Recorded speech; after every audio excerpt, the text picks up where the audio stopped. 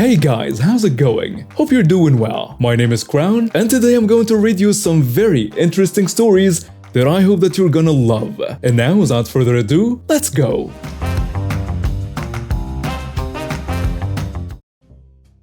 I have been boasting about my down-the-street neighbor Margaret for the past 2 weeks. On a visit, I found her daughter in her mid-50s was taking all her money. I contacted the social worker and some of it was resolved, but I stayed with Margaret for a few days and went home.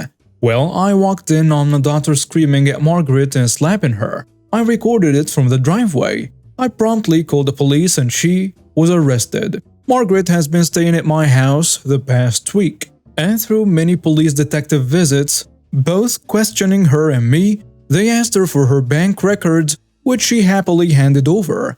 Yesterday, her daughter had her day in court, a preliminary hearing. I googled the docket and asked my friend to attend because I wanted to know what was going on. Margaret told me her daughter has completely cleared her bank account of a life savings of over 500,000 Canadian dollars over 3 years, plus another 90,000 that was stolen from her pensions. After all the charges were read, the Crown Attorney asked the judge for her to be held in jail until her plea is made for her trial or sentencing is held. Well, the courts are packed up and that won't be for another 7 weeks. And guess what? She's being held in jail without bail. I didn't realize how seriously the courts take elder abuse. From what I was told, she's facing a minimum of 16 months in jail and a maximum of 26 months. Plus, the courts are going to go through the process of helping Margaret recover her lost funds. Margaret is going to stay with us for another 2 weeks until school starts. We invited her up to the cottage with us, and she accepted. So yeah, my kid, my sister, my mom, my sister's girlfriend, and Margaret are all up at the lake. I'm a youth sports coach, and whatever stories you've heard about insane parents, it can be even worse than that. I'm in a league where parents are already planning out their kids' target colleges before they can walk. But most of the kids are completely average, because that's what average means, and because other schools have the luxury of players who want to participate. I have kids who were pressured into the game by mom and dad, so they don't bring the same heart to the field. It makes it quite difficult to read them. For example, I only just got out of a dispute that's been ongoing for over 3 months. A sweet but clumsy sophomore who has fun with his teammates but is overall completely indifferent to the sport was out indefinitely with a serious rotator cuff injury. He'd had surgery and he was still sitting in on practices at his parents' insistence. But by no means was he taking a step in the direction of the field. He never complained or protested, like my die-hard kids who want to be here do, often to their own detriment. He was just as happy to sit and play video games. Great, the best player you can hope for is one who doesn't rush recovery. I was proud of and relieved by how he was handling things.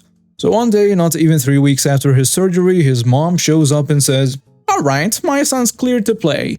He can't start again today. Maybe someone should take some time to work with him one-on-one to get him caught up, I was surprised. But I am not a doctor, so if they cleared him, he's clear. But as is protocol, I asked for an official letter from the medical office approving his return to practice for the team's files. His mom was flabbergasted. "I don't have it with me. Who carries that around?" It hadn't even occurred to me that she might be doing something so brazen and reckless as what she was doing. So without skipping a beat, I cheerfully said, "No worries. He can hang with us while you run home and fax it or email it to me." She stuttered for a second and finally came up with, "I don't have time to go all the way home. I have another appointment." It was then that I noticed her son was looking kind of uncomfortable throughout all of this. And while he isn't our most enthusiastic guy, I would have still expected him to be psyched to return to practice after sitting patiently on the sidelines for such a long hiatus. So while I might have agreed to wait until the next day to see the letter in any other case, knowing the player would start back by easing in very slowly regardless, I knew this time I had to see written proof before so much as giving the kid a light stretch routine. I told the mom, So I'll just give his doctor's official a call, and they can send the letter to us. It's still early and we can catch them if we call right now. And I stood there expectantly waiting for her to call. She gasped and she stuttered some more before finally blurting out, "He isn't being treated by a Western big pharma doctor. He's on an essential oil regimen." I didn't know whether to laugh or start shouting. It was so ridiculous that she was even positing to treat an internal injury with essential oils. But even more infuriating that she would risk her son's health just to get him back in practice a few weeks early. I couldn't tell straight away if she genuinely thought the oils had healed his shoulder, which still visibly appeared to be causing him pain, or if she was just saying that to try and get out of producing the litter she didn't have because he was seeing a doctor who had not cleared him yet. I was stuck at that point and called another coach over to confer privately. After giving her a rundown of the situation, she suggested a foolproof plan. I returned to the boy's mother and said, "So I just talked with some other members of the staff and I have great news. The team physician can do a routine post-OP exam right now and write a letter." Thankfully, she didn't call my bluff because while we do have a team physician, you have to make appointments with him a week or more in advance. So his mother says she isn't comfortable with him seeing a strange doctor. I reiterate that this is our team physician who has assisted her son whenever he's been injured on the field, not a stranger to him. She pivoted back to not trusting Western medicine and wanting to maintain the essential oil plan. She started going off about how all these scans are going to give him radiation poisoning and so on. So I told her I couldn't help her and sent her on her way. Her son was mouthing, "Sorry, coach," to me as she gave her speech, and I knew then that I had done the right thing. You could see in his eyes that he had nothing to do with this scheme to rush back on the field.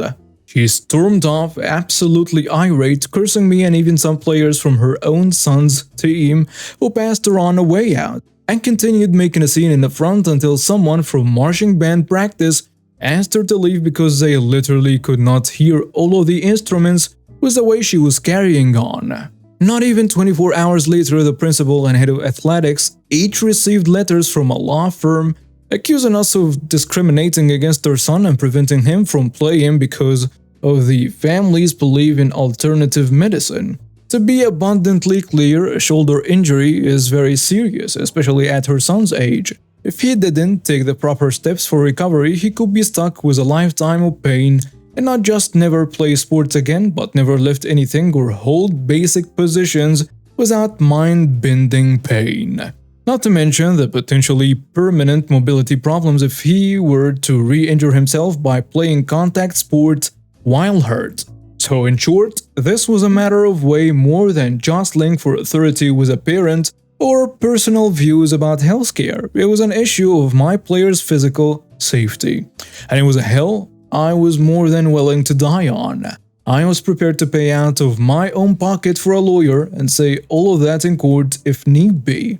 I was in no position to do so financially, but I didn't care. Like I said, I would die on this hill. The principal showed the letter to his lawyer's wife, who suggested we just ignore it and see if the kid's mom would just tire of investing time and money into the situation.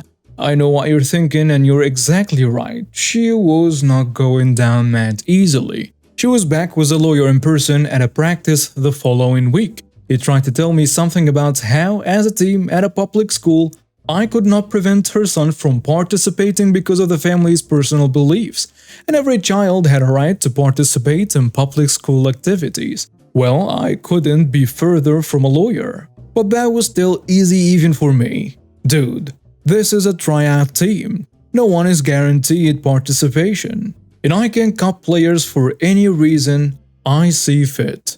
That stymied him. And I think he told the boy's mother that she was out of options. But I guess she kept sending him checks because he kept writing us letters. Out of an abundance of caution, since you never know how far a crazy person is willing to take a thing like this, or how much money she has to pursue the issue, I had a consultation with an attorney of my own.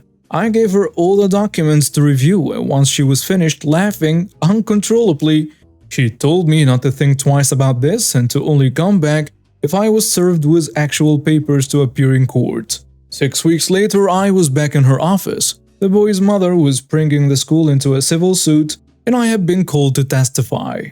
I met with a lawyer, and I'm lucky she was so honest. She told me the district would probably have a counsel for me and to wait before cutting her any checks. She was right. So I was in a big hurried meeting preparing for this case. All of the team posters were there, as were top administrators I'd only ever heard the name of but never seen in person, and even more people who I've already forgotten because these meetings were such a stressful blur. It was getting very serious very quickly. More than once I was pulled aside by someone with more important places to be and asked if I couldn't just clear the kid to play. By the time things began to wrap up, I was making good and frequent use of that Randy Jackson meme. Yeah, that's going to be a no from me. We were about a week and a half out from the first official court date and in serious discussions with the school's council about actually just buying these people off of the team and settling out of court if they agreed to walk away from the sport and drop the issue. No one wanted to hear me explain all the reasons why that would never work. I was just leaving a smaller one of these strategy meetings when I saw the kid loitering outside of my office. I knew I wasn't supposed to speak to any of them, but the kid had been really cool throughout the whole ordeal, and he definitely wished he wasn't associated with any of his mom's wild antics. So I cautiously approached, and before I could even say anything, the kid dragged his dad out from around the corner. So I cautiously approached, and before I could even say anything, the kid dragged his dad out from around a corner. His dad seemed concerned his wife might drop out of a ceiling grate or something like that. His son was determined and prodded him, saying, "Do it, let's go." His dad keeping his head on a constant swivel, he quietly said, "I understand you can have my son cleared by a team physician." I nodded, and the dad hesitated. But the son was clearly fed up, and staring daggers at the man, he goes, "Okay then, let's get going. Sign what you need to sign for me to see who I need to see." My guess is he didn't want to be known as a player who testified against his team, because parents are chatty and everyone at school definitely knew about what was going on. The poor henpecked guy kept saying quietly enough that his son couldn't hear, "Listen, if my wife ever found out about this, holy hell. Can you please just not make a big scene with it? Just say he was cleared to play, no need to advertise how it happened, okay?" I assured him that not only would I never advertise a student's private business for social clout, but that when it came to medical issues, I was legally prohibited from sharing information with anyone. So I sent one of the only messages flagged urgent that I have ever had to direct to our team doctor, and by the end of the day, our highly relieved strategy team was able to place a call informing the mother that her son was cleared to return to practice. Now, don't get this twisted. I didn't ram his recovery paperwork through a back channel to end the suit or alleviate pressure from the administration. His mom had dragged this whole ordeal out so long that he'd actually fully healed. Our doctor was able to pass him with flying colors. She still isn't the worst parent I've had to deal with hostility-wise, but certainly the most serious matter. Other people get into it with us over playing time, game schedules, or even their kid's uniform number. This is the only one I can remember being this negligent with her son's physical well-being. So it will always rank highest as my worst parent experience. It was just finally confirmed that I'm 100% free of all the legal brouhaha, so I can gleefully share the story, with strangers at least. I don't want to put the kid on blast in our tiny community, but I do want to vent to a whole bunch of people. So everyone, play safe out there. And thanks if you've read this far. So I work at an ice cream shop in Germany, and I don't really know if I qualify as a server, as we only offer self-service. As a customer, you would come up to me, say what you want, pay, and then either leave to eat your ice cream somewhere else or stay at a table. With the pandemic, we had a few rules at the time. Only outside seating was available, and you would have to fill in your personal details on a piece of paper in order for us to contact you if something happens. Also, you would have to ask the employee first whether you could sit at one of the tables. The tables even have big stickers on them telling you to please contact the staff first before seating yourself, as you need to receive that detailed paper. This part is important. I had 4 middle-aged friends coming in. The entitled people of the story immediately go into an inside table and taking down the chairs on top of them. Remember that inside seating was forbidden at the time as to why the chairs were up in the first place. I politely informed them that we are not allowed to have inside seating and they would have to come up to me to order first anyway. The oldest entitled guy said smugly, "Oh, we have been coming here for years, it's fine. Are you new? We always sit here." I was a bit perplexed at this point as I have been working here for 6 years and have never seen them before. To avoid any unnecessary small talk, I just informed them about me being a long-time employee and that with the current COVID rules, some things are being handled differently now. I explained how our system works now and asked if they wanted to take a seat outside after getting their ice cream, after writing down their details. "We have to give you our details? Why? We come here often," the entitled guy said. "It's a COVID rule, which applies to every shop offering food in our region, as it has been for months, I should add." The entitled friends just grumbled, rolled their eyes and ordered.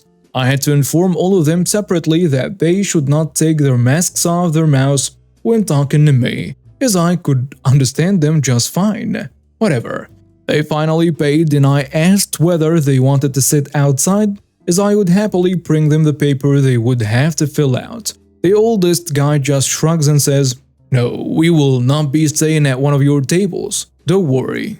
Not gonna lie, I was quite happy that they were not intending to stay. They went out around the corner and I served some more people and after a while, finally got the time to go outside and disinfect the tables people were sitting at before. I looked to my left and there the entitled group is, happily sitting at the last table around the corner, the only one that I can see from inside. They noticed me and just stared, one lady even rolling her eyes again. I sighed and got back inside to get them a paper to write their details on. It is policy after all, and I don't want trouble. "Hello, you will have to fill in your details before you leave, alright?" More stares. I just turned around awkwardly and only heard the faint, "Why does it apply to us?" behind me, while already walking back inside. Sorry, it's the policy. Make it short, in the end, of course, when I came back to check on them, they were gone, with the paper still laying there untouched. I just thought to myself, well, if you don't want to get a notification if someone near you has had COVID and you could be at risk because of that, it is not my problem at all. Oh, just to mention, their table was a mess. I don't know if any ice cream even made its way into their mouths or just ended up on the seats and table immediately. The only other experiences with customers like this include various ways of how to not wear a mask properly. But who can even expect that after over a year of this pandemic? And now we have reached the end of today's stories. Thank you for watching and see you next time.